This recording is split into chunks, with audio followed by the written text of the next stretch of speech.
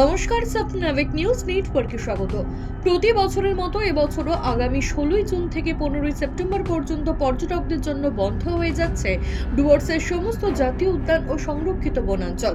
বর্ষায় জঙ্গলে গা ছমছমে পরিবেশ উপভোগ করার ইচ্ছে থাকলেও পর্যটকেরা ঢুকতে পারবেন না জলপাইগুড়ি জেলার অন্তর্গত গরুমারা, নেওড়া ভ্যালি, চাপড়ামারি, জলদাপাড়া, বক্সা সহ অন্যান্য বনাঞ্চলে। উল্লেখ্য, বন্য প্রাণীদের নিরাপত্তা ও নির্বিচ্ছিন্ন জীবনচক্র বজায় রাখতে সিদ্ধান্ত নেওয়া হয়েছে বন দপ্তরের পক্ষ থেকে।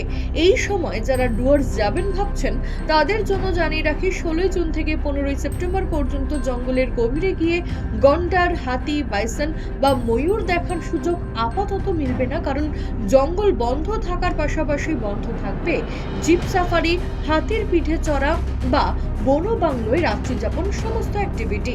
তবে জলপাইগুড়ি বন বিভাগের তরফে জঙ্গলের বাইরে থাকা ওয়াচ টাওয়ার এবং বন বাংলোগুলি খোলা রাখার জন্য রাজ্য বন দপ্তরের কাছে একটি প্রস্তাব পাঠানো হয়েছে।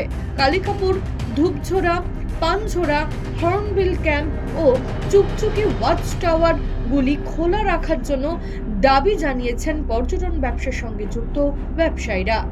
সাপনাভিক নিউজ, ডুয়ার্স ব্যুরো। জয় হিন্দ।